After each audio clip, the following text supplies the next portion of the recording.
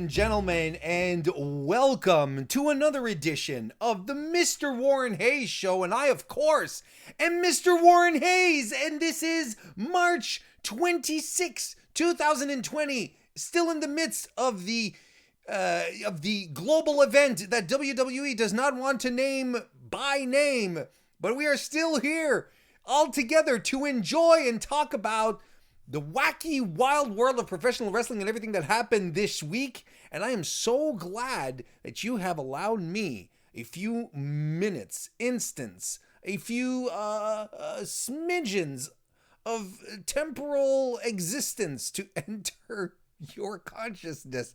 No, I'm not high, but I'm still glad to be here nonetheless. And I'm glad that you are letting me into your homes, your ears, your workspaces, wherever. I really do appreciate it a great deal, because it's not often that you start up something and you see a wild, wonderful collection. Actually, over here, a wild collection of people appear right here in the live chat. Live, you say? Yes, live, I say. Live here on youtube.com/MrWarrenHayes, which is where I record the Mr. Warren Hayes Show every Thursday night, 9 p.m. Eastern Standard Time, in front of a live studio audience, just as if I was Happy Days or Different Strokes or Family Ties or Perfect Strangers.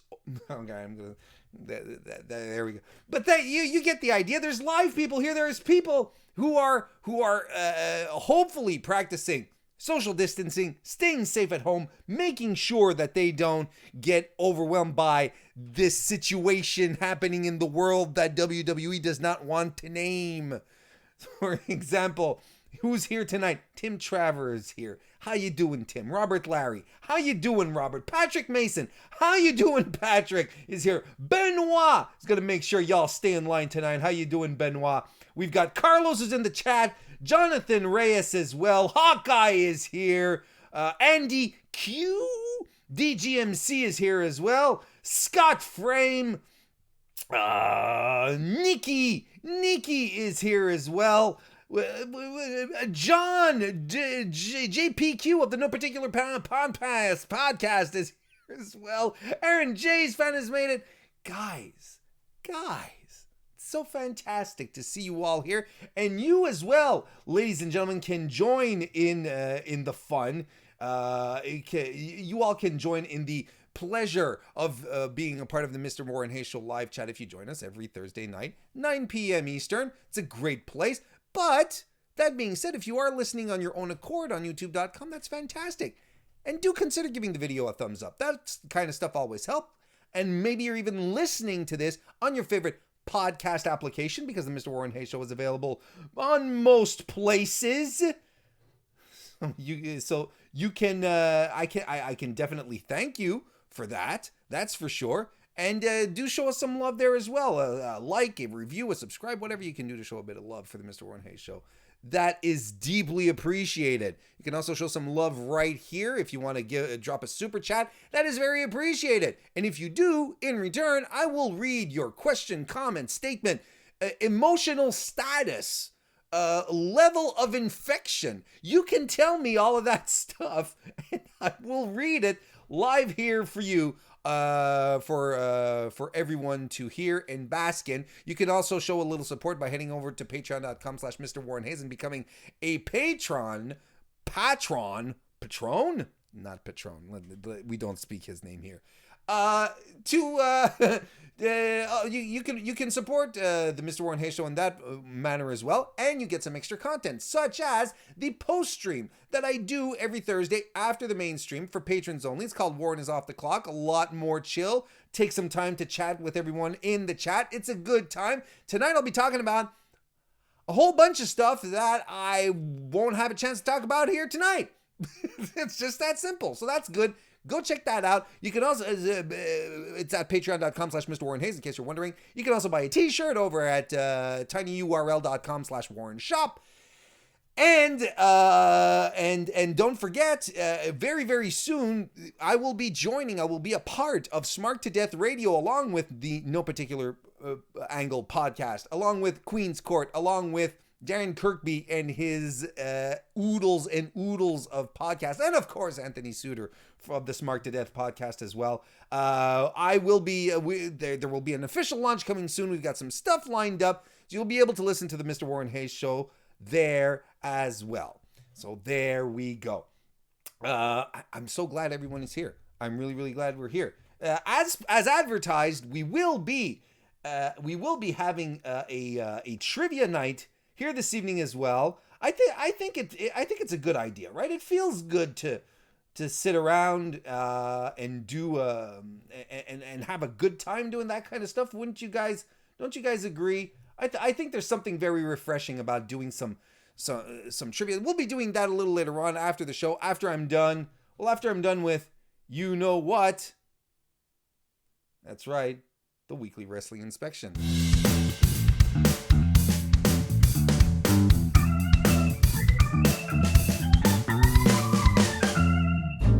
More good.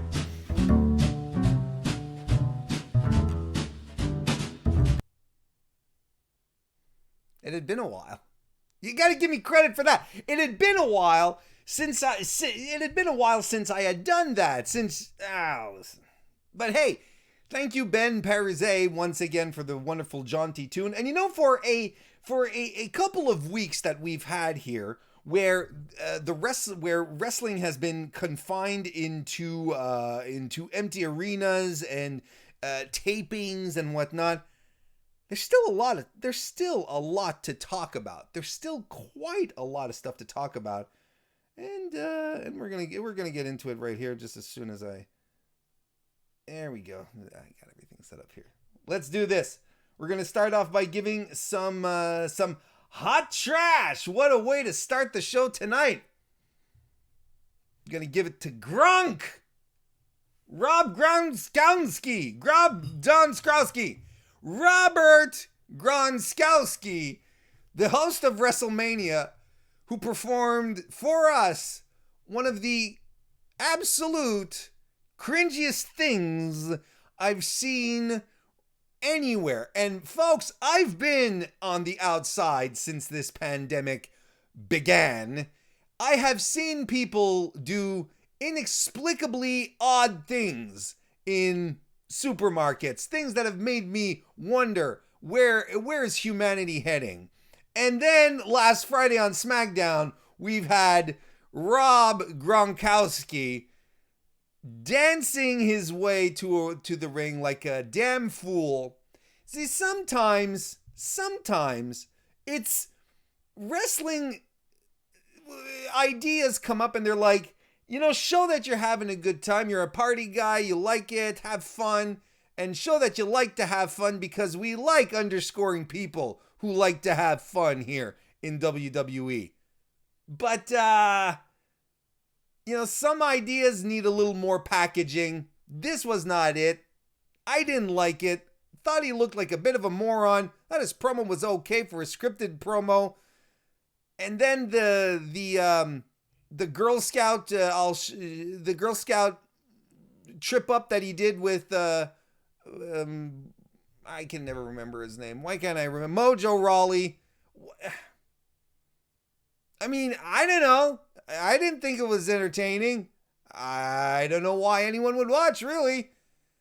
He's going to be the host. That's the thing, is he's going to do a good job. I'm convinced, because the guy can talk. He's a sports commentator. He does that for a living now.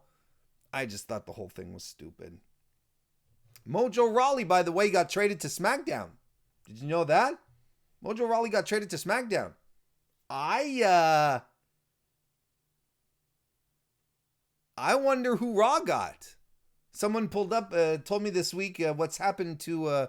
Look, they probably didn't trade anyone. That's the thing, and that's what's most disheartening. Anyway, Gronk. But we're not going to dwell too long on Gronk, because we have some really cool beans to talk about. Notably, the Otis situation. So we had, on Friday again on SmackDown, we had Heavy Machinery versus the SmackDown Tag Team Champions, John Morrison and The Miz. And this was actually a pretty fun match. And Otis and Tucker were working real hard. Morrison, I thought looked really good. I think, I think John Morrison as a tag team guy comes across a lot better, other than a singles competitor. That's just me. But the angle at the end, my God, the angle at the end. Dolph comes out during the match to do commentary. And I like how Michael Cole was, during SmackDown, was basically all alone on commentary and had the rotating guests. I like that. Tucker eventually, he gets put into a coma by Morrison and Miz. I don't quite remember what happened. And then Otis, and then Dolph takes the house mic and starts putting up pictures of he and Mandy from his Instagram. He starts putting them up on the... Well, it's not a Titantron, is it? Right? Let's call it the PC Vision. And he starts putting up pictures of him and Mandy, and Otis hates it. And he goes after Dolph. He has a chair. The champs try to pull him off of Dolph. But Otis has just completely lost it. He tramples them through the barricade, which was a great visual. Everyone's dead. Otis is all fury. He grabs a chair and he goes to slam it across Morrison. Tucker's like, no, don't do it, because you're gonna ruin our tag team championship opportunity right here. But Otis, he's got in complete Incredible Hulk mode. He's flipped out and he destroys the tag champs with the chair, forcing a DQ. And all of this was fantastic, because this was Otis's breaking point. Otis was the good guy, literally the good guy in this all situation, where he was like, you know what can you do? Yeah, maybe she was out of my league. That's what Tucker was telling him. And Tucker's like, forget about her, But this was once too far. Dolph was a complete and utter dick. You cannot side with Dolph Ziggler on this move. That was a dick move that he pulled.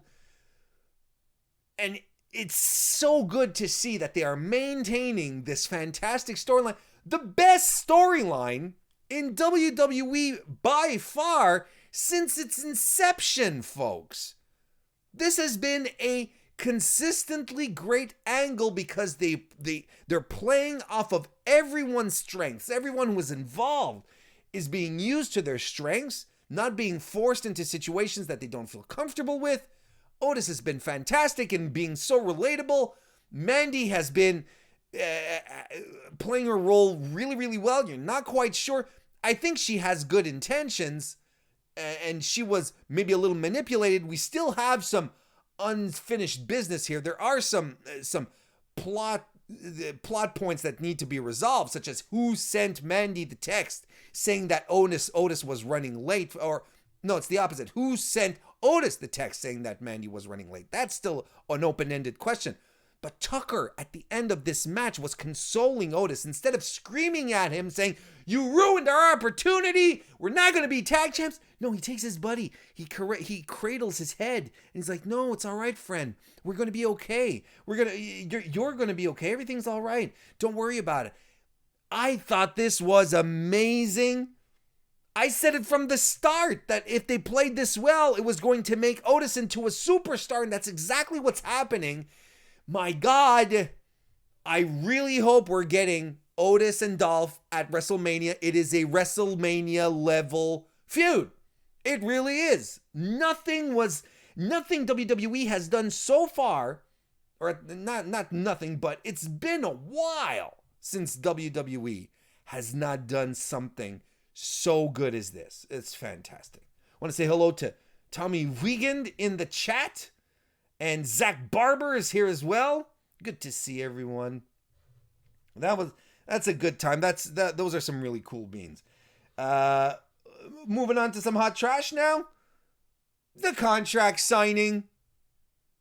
I mean, I was talking with Kristen Ashley as we were watching this, and I was saying, if we were playing contract signing bingo last Friday, we would have hit everything.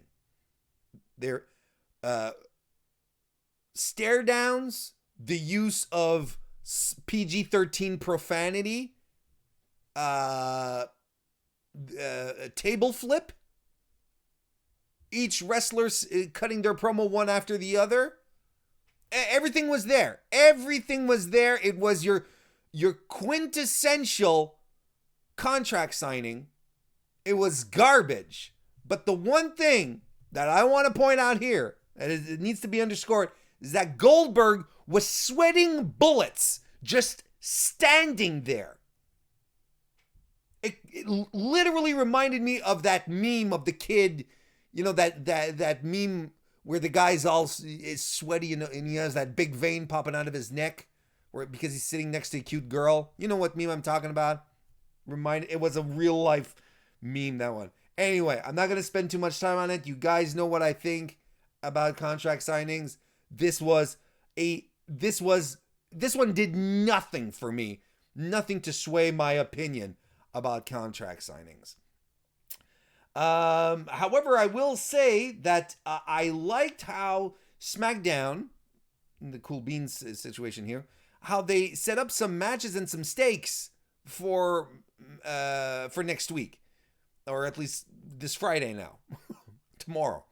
I like how Alexa challenged Asuka to a match, so we have something to look forward to. We have the whole scenario where Drew Gulak is going to fight Cesaro, and if Drew wins the match, Daniel Bryan gets an Intercontinental title shot at WrestleMania against Sami Zayn, and I like that. It's not a nothing match. It's not something that you just throw away. It has stakes.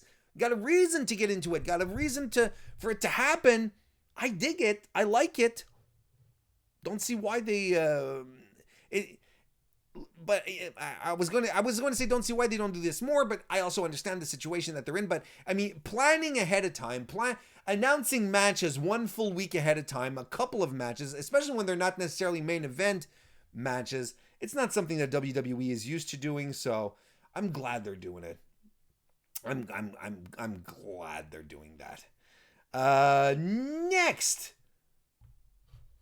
and we are going to hot trash this incomprehensibly bullshit stupid setup for WrestleMania regarding the SmackDown Women's title. I was excited that Paige was back.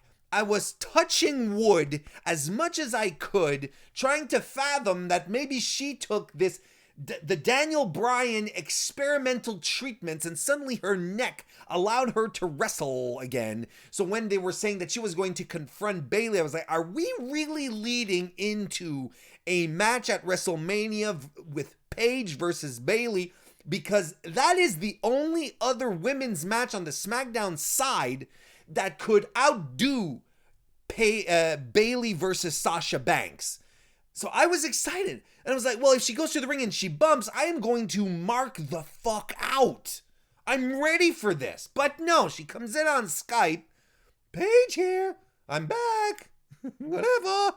And she basically makes a match. She's not GM anymore. But she makes a match. And not only does she make a match, she makes the least comprehensible match where she decides to book a 6-pack challenge with Dana Brooke, Naomi, Lacey Evans, Tamina,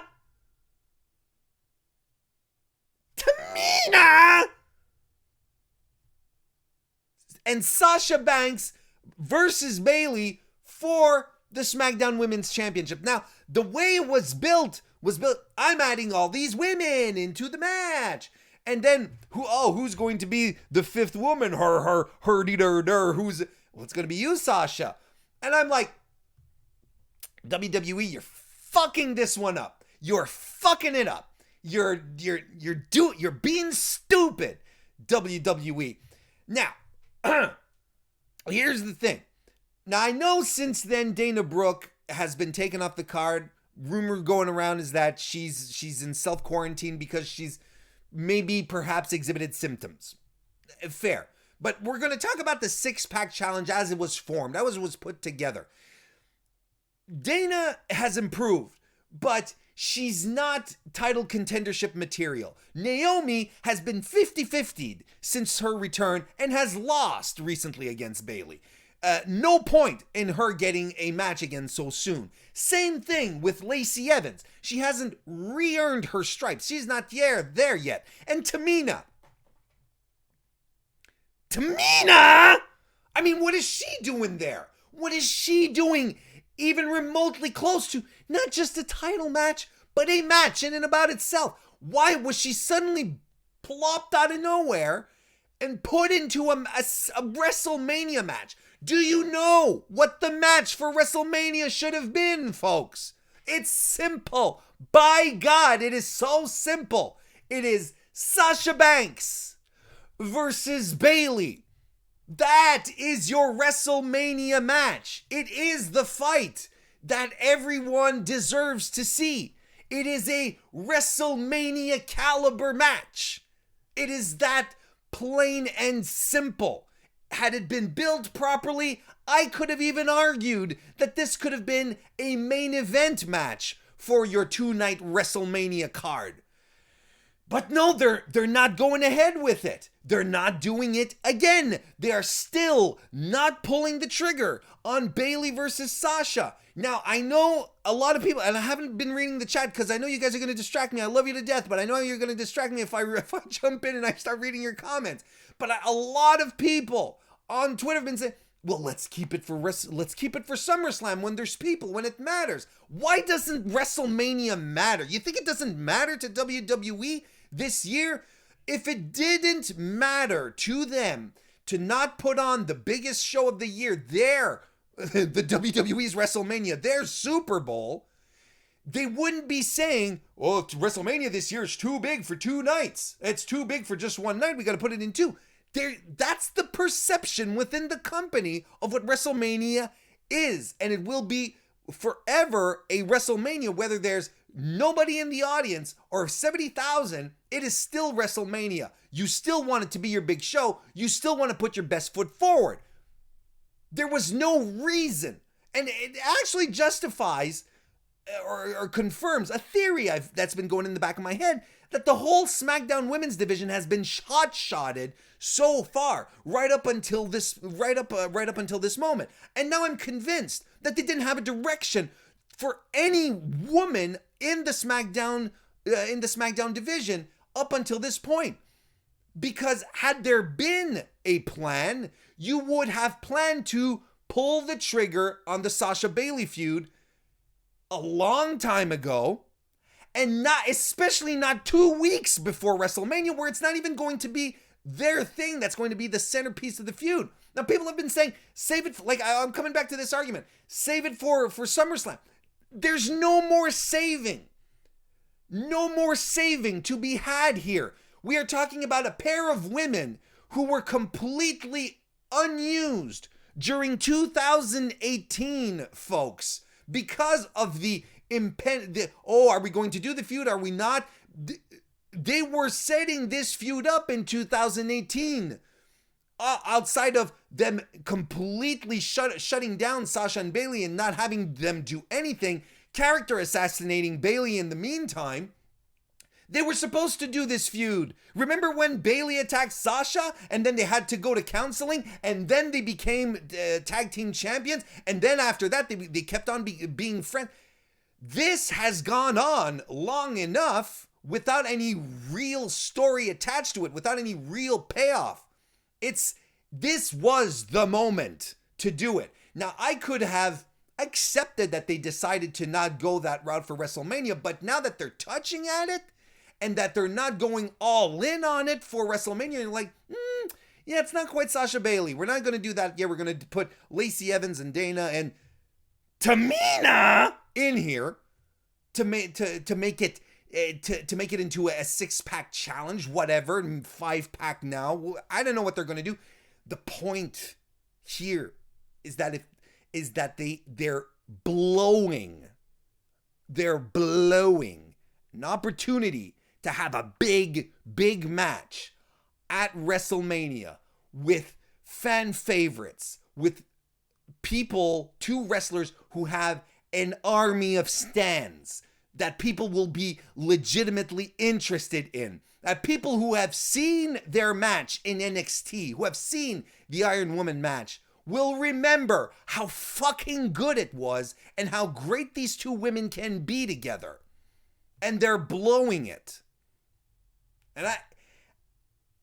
And they've waited long enough on Sasha and Bayley. It's stupid to me that this is the path that they've decided to take. It's dumb. It is just dumb. This whole thing is garbage. And it's especially true. You especially want to put your best foot forward, your top matches, if you're going to have to tape stuff. I don't know how much B-roll they're gonna have to shoot to try and cover up for Tamina. Anyway.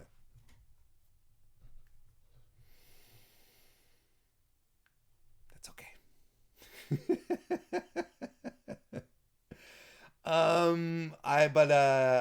I love all you guys though. I went a little over on my time for this one. Oh well. It's kind of a hot button issue with me. You know what else is a hot button issue with me?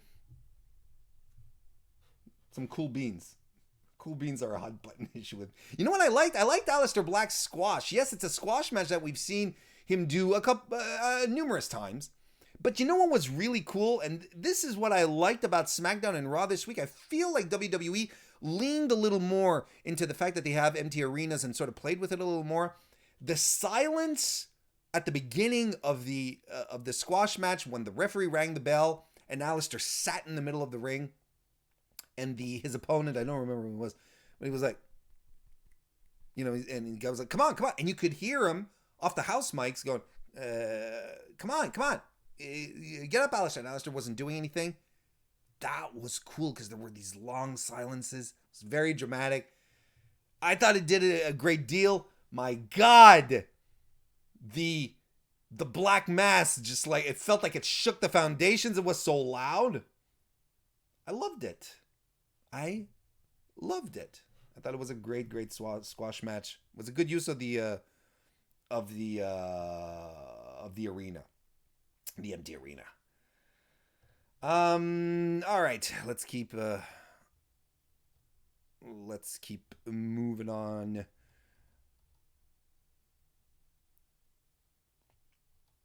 Well, how are we doing on time? Yeah, because I really did go over. Okay. If anything, I'll talk about it. I'll talk about it over on the post stream. You're gonna have to join. You're gonna have to come. Patreon.com/MrWarrenHayes. I mean, it's up to you now if you want to hear me talk about more stuff.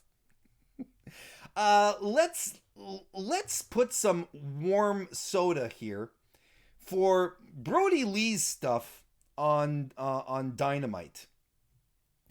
I'm a little divided on it, and it's maybe not for the reasons you think. Because are you expecting me to come here and say, oh, there they go again, AEW taking shots at WWE on their programming. They can't stop talking about WWE. I don't care about that. I actually, you know what? I actually find it I find it fun. I think it's interesting. There's, if you're in that crew who feels that AEW talks too much about WWE, hopefully you're not old enough to have actually been a wrestling viewer during the Monday Night Wars, because your mind would have shattered into pieces because they could not keep each other's names out of their mouths. WWE produced full segments talking about the competition on occasion. Yes, the Nacho Man and Huckster promos, but they had Jim Cornette at some point cutting a promo on WCW. And of course, there was the infamous Mick Foley Butts and Seats segment.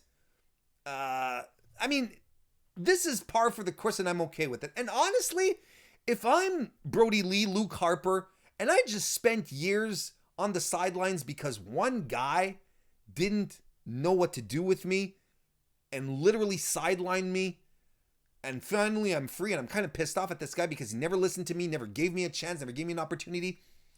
I'd take the chance. I'd take the opportunity for going on television and sort of venting in taking a shot in my little way just to make myself feel good. I do it. I understand. I'm okay with that. So the fact that the sneeze and the veiled Vince McMahon stuff was there, that's not what bothered me. What bothered me more is how it felt out of place with how they've been developing the Dark Order so far, where the Dark Order is kind of like this benevolent, has this benevolent facade like an MLM, where everyone is happy and cheery, but there's nonetheless this sinister undercurrent. This was very much mob boss and alpha stuff, and I feel there could have been another approach to this, because it really did feel out of place from all the other fantastic Dark Order vignettes that everyone was putting on, and I can understand that. I'm okay with it overall. I hope that they sort of bring this back into something a little closer to the Dark Order than giving us the impression that Brodie Lee is he's just a mob boss. I like the idea that he's pulling up. I like the idea that he pulled up Silver and can't remember his name.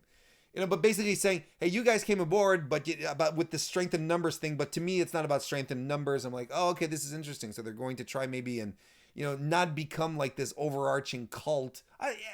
I can get behind a lot of stuff about this, but there's also things I'm a little weary about.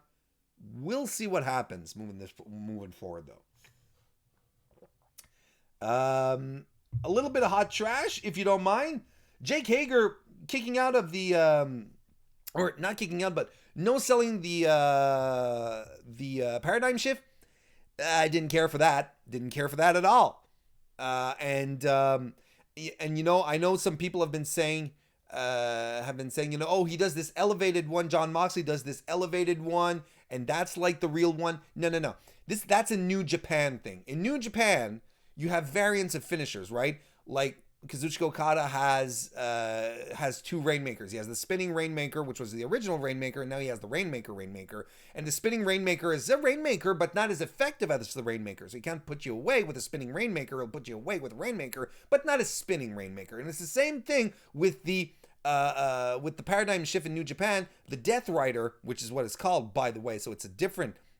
There's a different approach to it. There are two versions. There's the snap double underhook Death Rider, the snap Death Rider, because it's always a double underhook, and then there's the elevated one, which is the final one that'll just snap your brain off your head, and that'll be that. In AEW, I don't recall John Moxley having two versions and having one version that another dude will kick out of. That was stupid. Jake Hager ate the paradigm shift and then immediately sort of rolled around as John Moxley stepped over him, rolled over and got him into an ankle lock. And I'm like, what the paradigm shift is supposed to be a protected finisher. This is dumb. I didn't like it.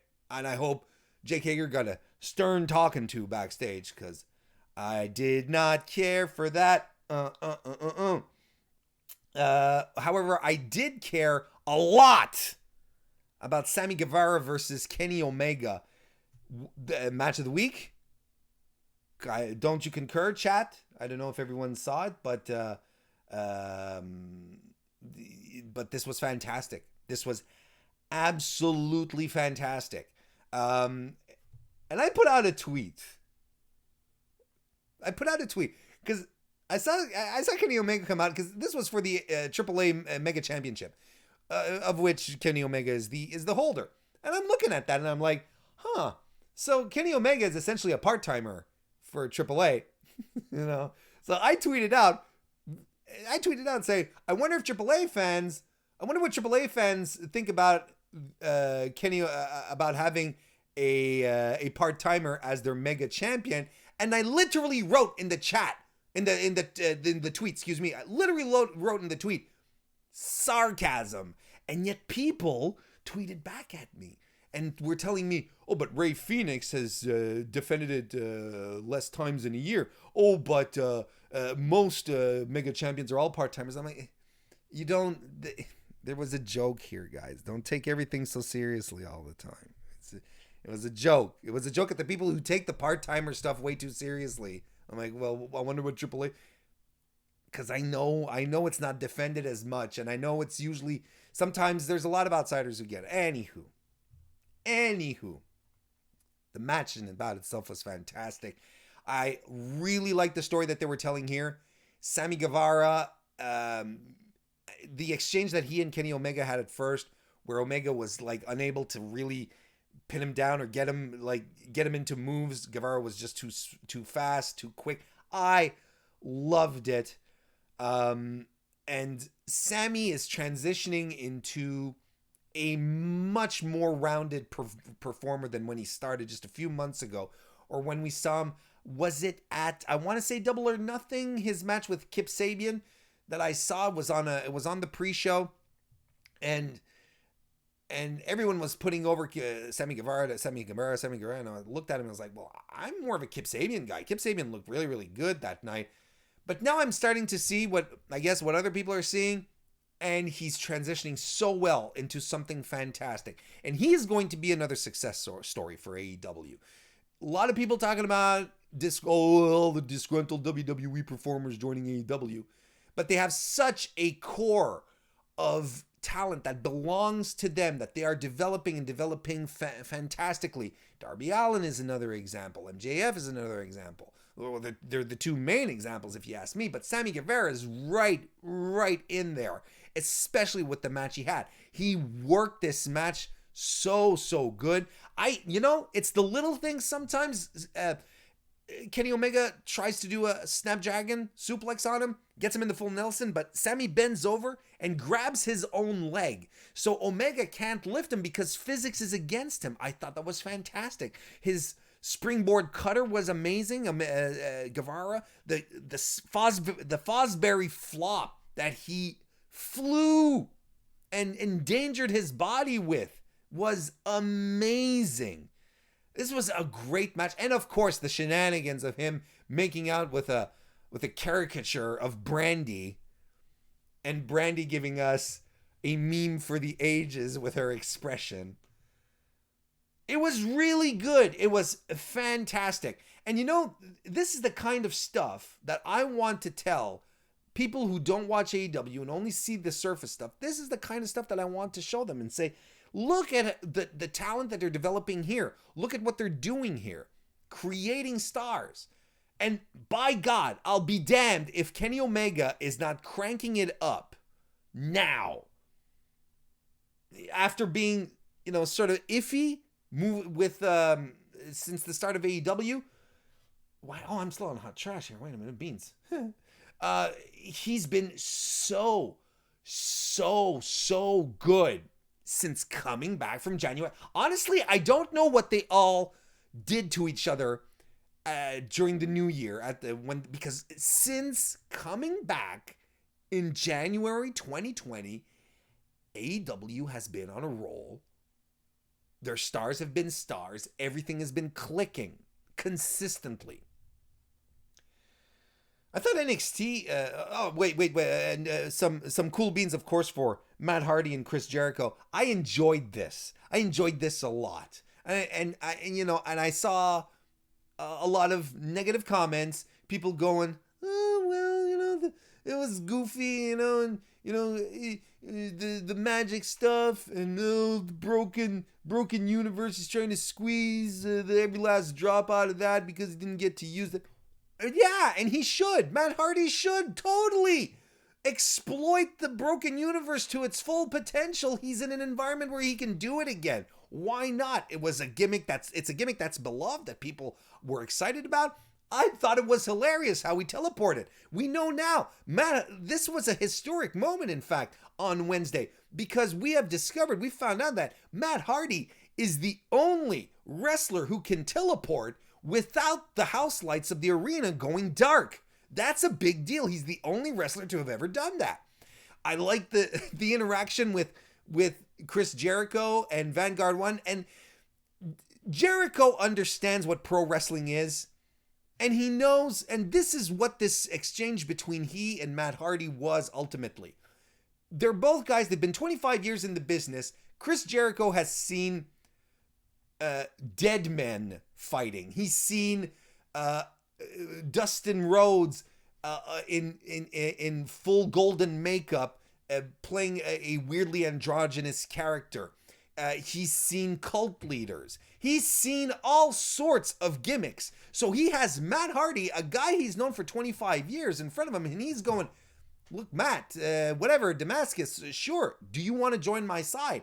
He doesn't, to him, it's a gimmick. It's, well, here's another wrestler doing wrestler things, but I just want to know if you're going to be on my side. And I liked it. I like this exchange because of that dichotomy there, where you have someone who is a little more grounded versus the far outness of wrestling embodied in the Matt Hardy character right there. I liked it. And that's what wrestling is about. It's the combination of both. How we can sit around and say, with one hand, Minoru Suzuki is a legitimate wrestler, and he versus Jon Moxley is going to be a banger, and it's going to look good. It's going to be realistic. Whereas on the other hand, we can go nuts when commentary convinces us that a certain wrestler is a living zombie and can come back to life whenever he wants. That's the dichotomy of wrestling. That's the whole spectrum of wrestling. What I saw in the ring there was a celebration of everything that combines, that makes professional wrestling. From the goofiness to the more grounded stuff. There's something for everyone per usual, and you're not expected to like everything. But my God, if we're not going to give it a try, right? This ruled. It absolutely ruled. And I really like, and for Chris Jericho, a guy who a lot of people take very, very seriously, say, unquestionably, he's the greatest of all time, and he's such a fantastic wrestler and reinvention, and they take him very, very seriously. This is a guy who started this promo talking to a drone and saying, I don't like you. I don't like what you stand for. I don't like your politics on Twitter. I'm like, there you go. If Chris Jericho can lighten up, why can't a whole subset of professional wrestling fans lighten up as well? And I ask you that very sincerely, very earnestly. Why can't we just lighten up sometimes? There we have it. That's going to be it for today, ladies and gents. Kristen Ashley, how you doing? Welcome to the chat. We're going to wrap up the weekly wrestling inspection on that.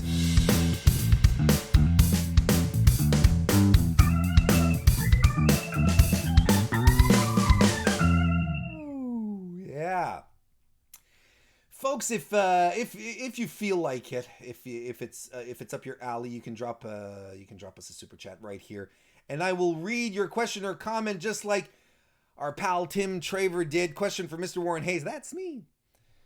What are your thoughts on the Chris Benoit story? I haven't watched it yet because I'm 100% going to watch it this weekend. I haven't watched it yet because I know it's going to make me sad because the whole thing is tragic, and I was at some point you have to be in the mood for certain types of content, and I wasn't feeling it, and I'm still, when it came out on Tuesday, haven't seen it yet, but the whole thing, it's like again, this is something that I was chatting with Kristen. We're likely both going to watch it this weekend together. The entire story in and about itself is such a tragedy, and there have been so many stories about it, and it is something that happened real time to us as wrestling fans, something that shook our little microcosm within the world of entertainment.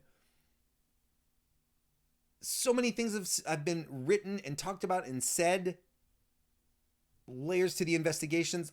I'm ready for a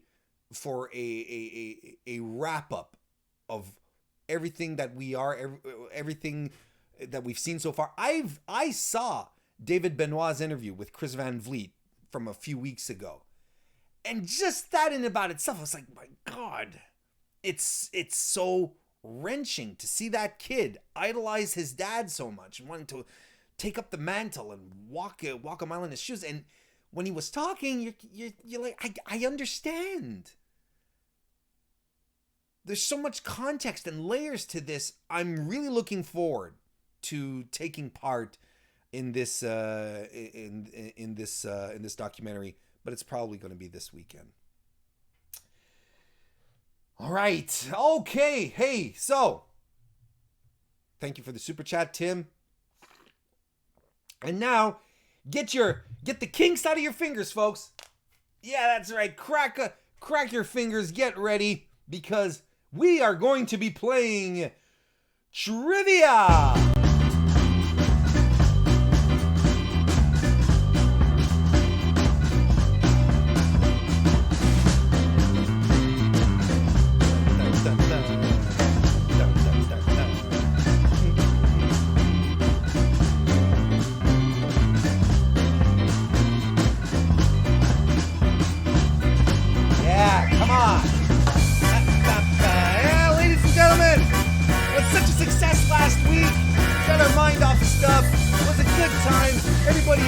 I figured, why not do it again this week? Why not sit around and have us some more trivia, wrestling trivia, of course. We're not going to be talking about, this isn't going to be Teenage Mutant Ninja Turtles trivia, or it's not going to be science and history trivia. Now, professional wrestling, that's what we do here. So this is what we're going to do here this evening. It is very, very, very, very good what we're going to do. We're going to get to it. And I've got some stuff set up. I have questions. I've got some stuff set up for us. Oh, just before we jump in, Throwback. Yeah. There we go. Just popped up here. Throwback left us a super chat saying it's a good idea to have a different perspective on Benoit's life. Hopefully some good will come from the documentary. Thank you very much for the super chat, Throwback. Yeah, I hope so too. That's it. All I want is perspective. I want to be able to wrap my head around the whole thing and see how we can see how, if there's any sense to be made from all of this, and how the players who are still around are still dealing with this, right? We'll see. We'll talk about it maybe more a little later on next week. Might do a little Patreon thing. We'll see. All right, let's get to this. Let's start talking about trivia. So remember, guys, we're going to, remember, first and foremost, we are, yes, I did. I shut down my questions. Good job, Warren. What a great way to start. Great way to start the trivia night. So we're going to start with some general questions, some opening questions. There's two types of questions. There's multiple choice, and there are open-ended questions. When I ask for open-ended questions, or when I ask for answers, I should say, because I give the questions, I expect you to spell the names correctly. Not grammar, just correct spelling will be important. And I will give points. I will award points to the three fastest responses. The first fastest response will get 3 points. Second will get 2, and the third will get a point. So let's warm up right off the bat. I've got everything set up here. Trivia night. Yeah, let's do this. Got my questions right here. Here we go. First question. Very, very simple. Getting warmed up. Name an AEW superstar. Name an AEW superstar. Very good. We got our top 3 right off the bat. And we got Patrick Mason, and I'm going to head on over here. Good job, everyone. So we've got Patrick Mason right here. We also have, there we go, Patrick Mason, who came in first after Andy Q, who said Cody, and Benoit, who comes in I'm going to call you Ben. There we go. That's right here. We came in third with, whoa, that's not right. There we go. Who came in third with his answer being Kenny Omega. Good job, everyone. Y'all on the board. Here is our next question. They're softballs to warm up, right? Now, it's an open-ended question. There are two possible answers here. As long as your spelling is okay, there are two possible answers. Which two female superstars won the inaugural WWE Women's Tag Team Championships? Which two female superstars won the inaugural WWE Women's Tag Team Championships? I'm talking about the most recent ones, the recent iteration. The two women. All right, very good. We have our three. We have our three winners right here already. Let's head over to the scoreboard. We have Patrick Mason, who came in because the answer is Sasha Banks and Bayley. Could have also accepted the Boss and Hug connection. That was a little longer to type, maybe, but would have been acceptable nonetheless. So we have, let me see here. Okay, so Patrick Mason came in first with 3 points. And then Nikki, which I will add to the board in a second, with 2 points. And Andy Q rounds off with 1 point. And Nikki, I'm going to add you right now. Good job, everyone so far. Add score for Nikki. It's all the way down here, who got 2 points. There we go. Moving on. Next question, folks. This is a multiple choice question. Who has the single longest NWA World Heavyweight Championship reign? So you can either type in A, B, C, or D. You don't have to type in the name. Who has the single longest NWA World Heavyweight Championship reign? Is it A, Dory Funk Jr., B, Lou Thesz, C, Nick Aldis, or D, Harley Race? Who has the single longest NWA Heavyweight Championship reign? A, Dory Funk Jr., B, Lou Thesz, C, Nick Aldis, or D, Harley Race? And we have our 3 correct answers.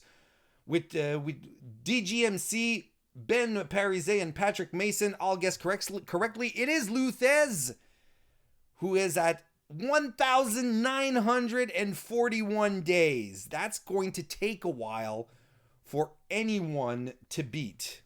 So DGMC is going to end up on the board here. There we go.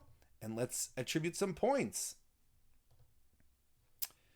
So DGMC actually was the first to answer, gets 3 points for that. Ben comes in second, gets 2. And Patrick Mason came in third, gets a point. There we go. I was wondering when it was going to update. Took a while. All right. Next question. And I'm going to need the full name here. Which AEW wrestler is pretty famous for being homeless for a time and living in his car? Which AEW wrestler is pretty famous for being homeless for a time and living in his car?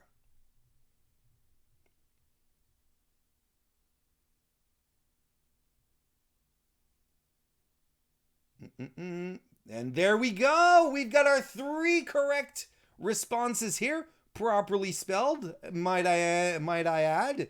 Good job, everyone. The answer, of course, was Darby Allin.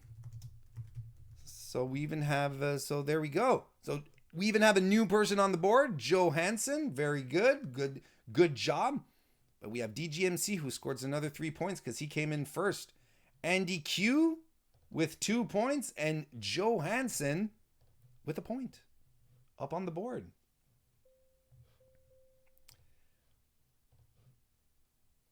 Here's another question, another multiple choice. So again, you just have to type in either A, B, C, or D. Which of these wrestlers is not a blood relation, a direct blood relation, to the Anoa'i family? Which of these wrestlers is not a direct blood relation to the Anoa'i family? Is it A, Tama Tonga, B, Tonga Kid, C, Rikishi, or D, Jacob Fatu? A, Tama Tonga, B, Tonga Kid, C, Rikishi, or D, Jacob Fatu? That's a good one, huh? Got some answers coming in. And we have our 3 correct answers. It was indeed A, Tama Tonga. He is not a direct...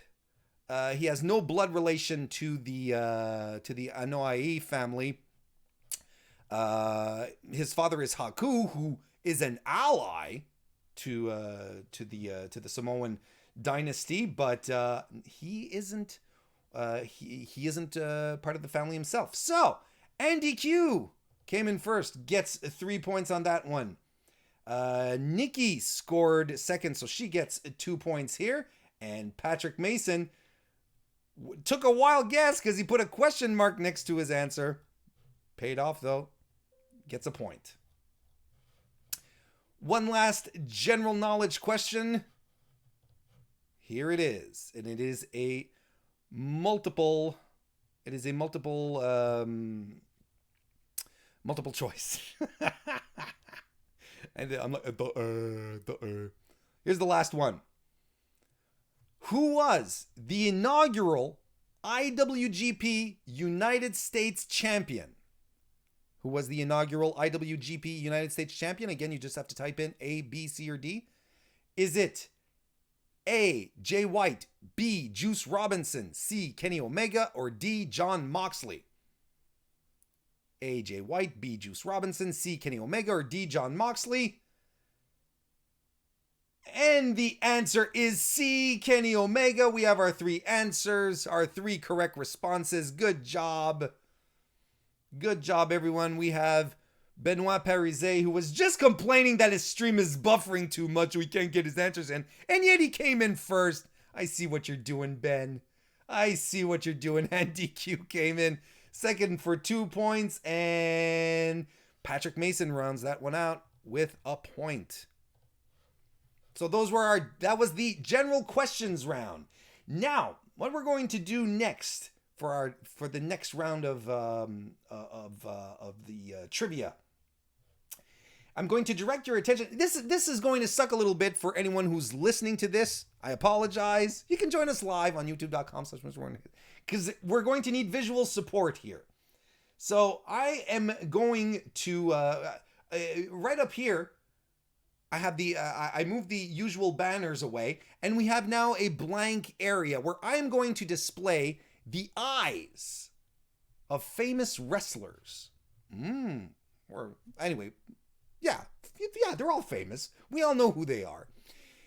Wrestlers from the past, the present, and I'm just going to focus on the eyes. And just by looking at the eyes, you folks will have to identify who that wrestler is. And I'm going to need the full name, unless otherwise specified, the complete and full name, properly spelled, to score 3 points, 2 points, or 1 point. All right? Is that clear? So right up here, we're going to get some eyes. You're going to see some eyes, and you're going to have to tell me who we're looking at right now. And we are going to start. You ready? Keep your eyes peeled. Make sure you're looking at the computer right now. Here we go. First set of eyes. Who is this person? These eyes belong to whom? We're getting some answers in. Getting some answers. We need full names. And we have our 3 responses. The eyes did belong to Le Champion, Chris Jericho. I don't know why I pronounced it like he does when I speak perfect French. Le Champion. Jeez, it's that simple. So good job. We're actually adding someone to the board here, right? We're actually, Zach Barber's not on the board yet, and neither is Enzon. So we're going to add ends on... Oops. Why am I having... I can't spell. Clearly, I'm a dork. Ends on... Third time I do it. Third time's a charm, folks. There we go. Ends on and Zach Barber. There we go. So now we're going to add some scores here. Because it was indeed Chris Jericho. DGMC got it, so he gets another 3 points. Zach... it's Nikki that got it. Sorry, because Zach Barber just put Jericho. I apologize. So Nikki is going to get 2 points. 1 point, and it's ends on and gets 2. See, I'm following. I can handle my own game. All right, next one. Are you guys ready? Here come the next set of eyes in 3, 2, 1. Who do these eyes belong to?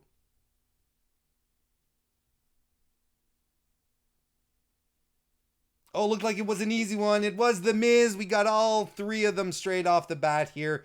Good job. It was indeed The Miz. He's got a pretty distinct stare. I was pretty sure you guys were going to get this one. So Patrick Mason, no, not Patrick Mason, Benoit. Benoit came in first here with the correct response and gets 3 points. Zach Barber gets 2 here, and Nikki scores again with 1 point. Good job, everyone. All right. Next set of eyes. Next set of eyes. Here we go. The GMC says he has very pokeable eyes. Yes, he does. All right. Next set of eyes in 3, 2, 1. Now. I think this one's a little tricky. I think it's a tricky one. We'll let this go for a couple of seconds. Who do these eyes belong to? Who do these eyes belong to? See, I thought you guys are great. I thought I nailed you on this one, but no, you're right. It is Kairi Sane. It is Kairi Sane. Good job, everyone. Look at that. Look at that. Fantastic. You guys are in tip-top shape. I got to tell you. So, so our boy DGMC gets 3 points on that one. Yeah, Zach Barber gets 2. And Patrick Mason rounds out with 1. Good job. Fantastic. Next set of eyes incoming. 3, 2, 1, go. Now I feel this is a tricky one.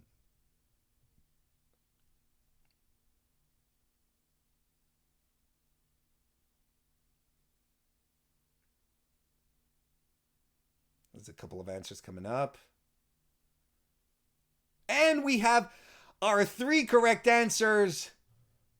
These eyes do belong to Barry Windham. Good job. Again, I thought it was going to mess you up a little bit, but it turned out really good. So Zach Barber came in first, gets 3 points.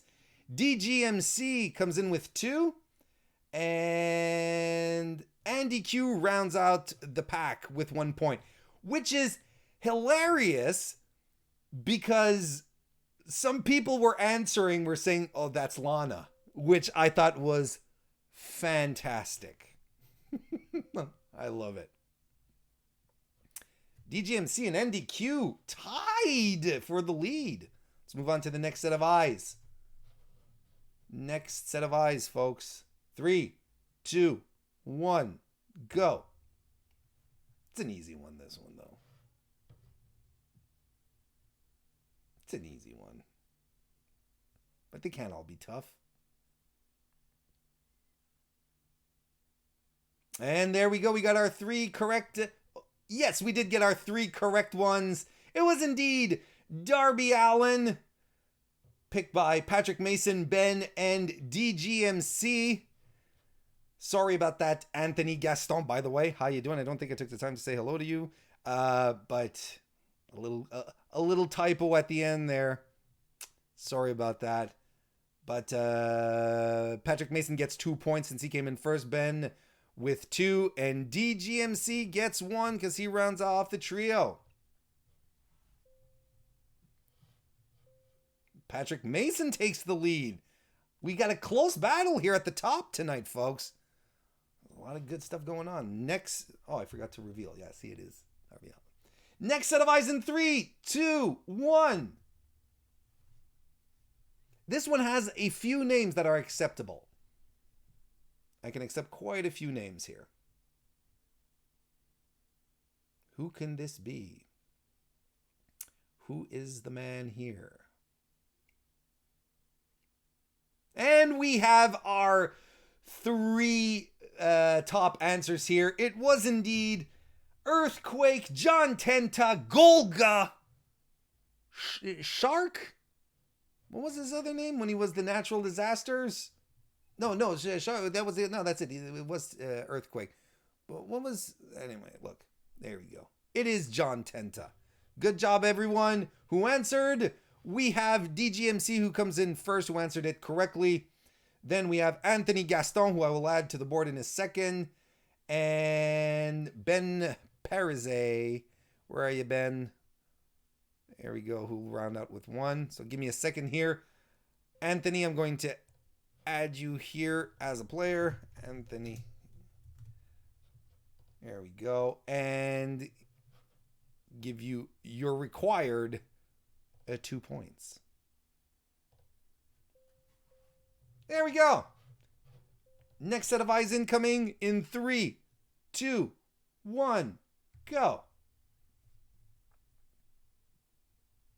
It's not, those are not my eyes. They're not mine. Just in case you're wondering. Because I'm not a wrestler.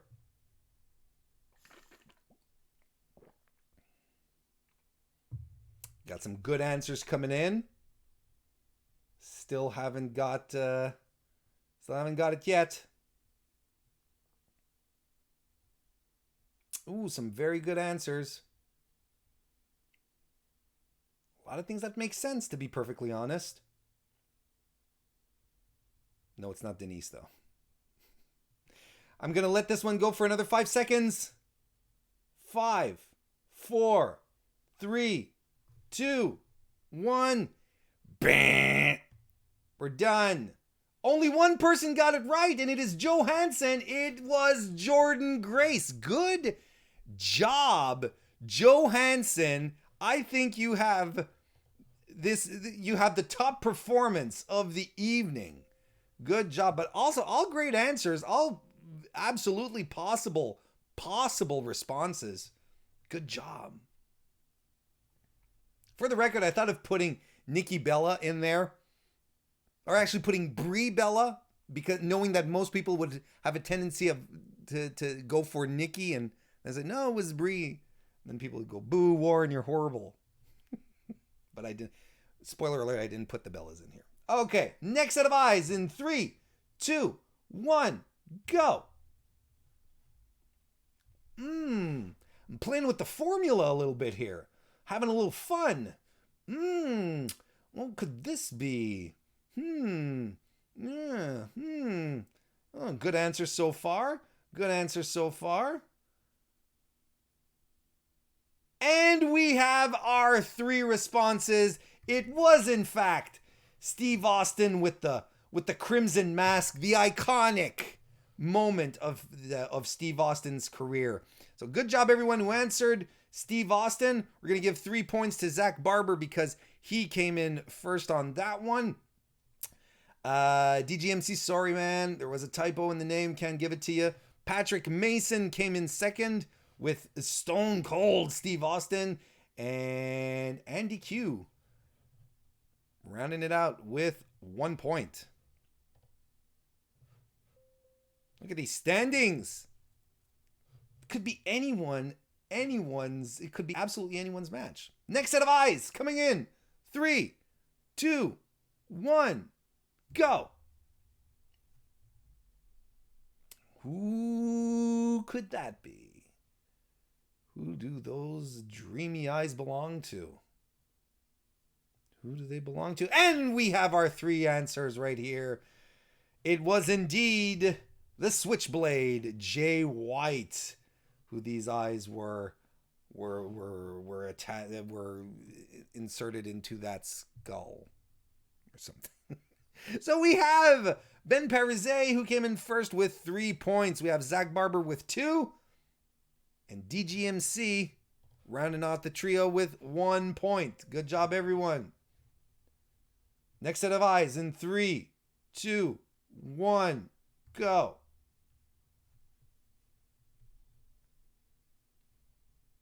Who do these eyes belong to, folks? Who do these eyes belong to?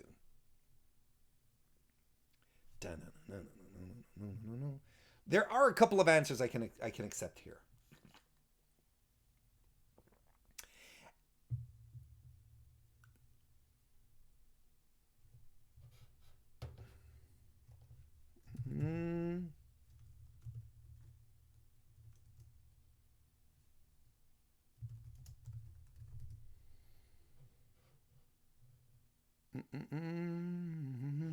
I think we got it, right? Just double checking.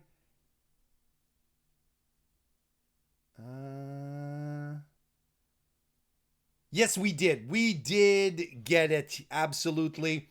It was, in fact, yes, we got our answers. It was, in fact, Jackson Riker, also known as Gunner. I'll accept both of these answers here. See, when I picked him out, I was like, I'm sure everyone is going to think it's Aleister Black. And we got a lot of Aleister Blacks because it's really the same type of stare that they have. So good job, everyone who answered correctly. We're talking about Joe Hansen here, who's pulling out the dark horses here, and who spelt it right. So Joe Hansen gets 3 points. Next, this for 2 points will be DGMC and and Gunner goes to Enzon. There you go. Who rounds out with a point. Rounding out the set of eyes here. Coming towards the end. 3, 2, 1, go. Who is this person? Who is this person here? Who do these eyes belong to? Ooh, some great answers. And we have our winners who have been picked here. It was, in fact, Stevie Ray of Harlem Heat, who was the man here. And it is Joe Hansen once again pulling out 3 points here. Good calls on Booker T and Bad News Brown. That was a good one, Zach, but unfortunately incorrect. Andy Q came in second, gets 2 points. And DGMC rounds out with 1 final point. And now we are going to move in for a very quick final round of nicknames, exactly like we did last week. I am going to give you the nickname of the wrestler, and you have to spell out the full name correctly. All right, and whoever gets it first gets a point. It's just that simple. All right, here we go. Here comes the first nickname. The King of Strong Style. The King of Strong Style.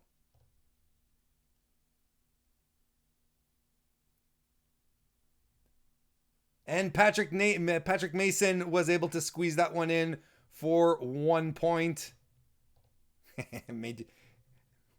Everyone was double checking, making sure that they had spelled it correctly. Good job, everyone.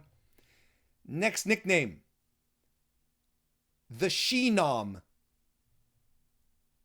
The Sheenom. Ember Moon. Very good. Patrick Mason again with another point. Next one. The Underbride.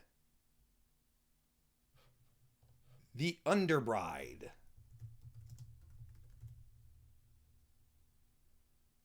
That is correct. Zach Barber, it is Sue Young. Zach Barber gets a point.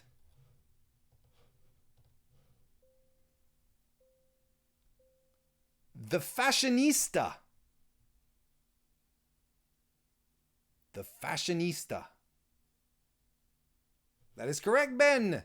It is Ginny. 1 point for Ben. Next nickname. And I need the full name here once again. The Stone Pitbull. The Stone Pitbull.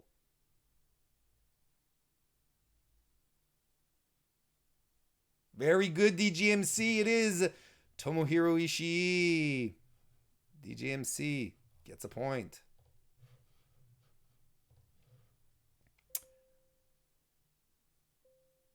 The Enforcer.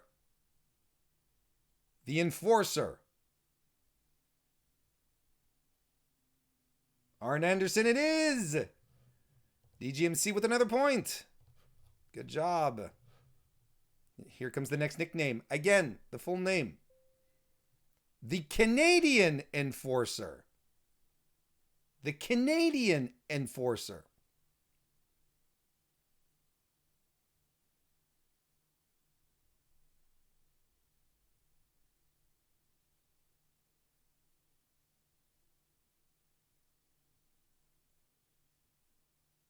There's still no proper answers.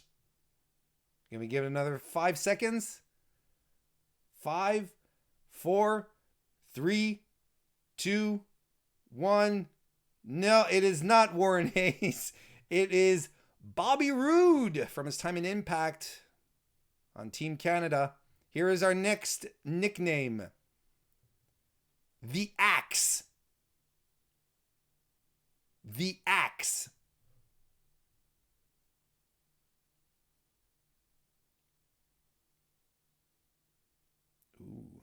Larry Hennig, it is. Very good. Zach Barber just squeezing that one out. Good job. It is a point for Zach. Excellent work.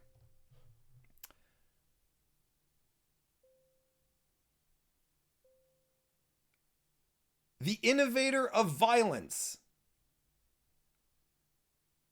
The Innovator of Violence. Tommy Dreamer it is. Very good job. DGMC once again with another point. All right, we've got 2 more to go, folks.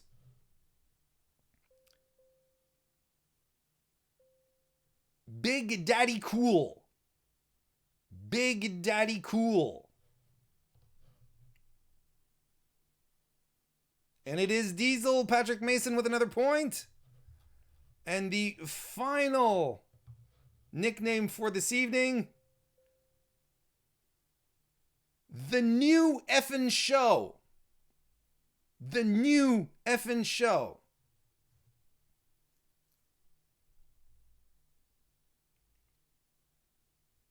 DGMC is right. It is Jerry Lynn.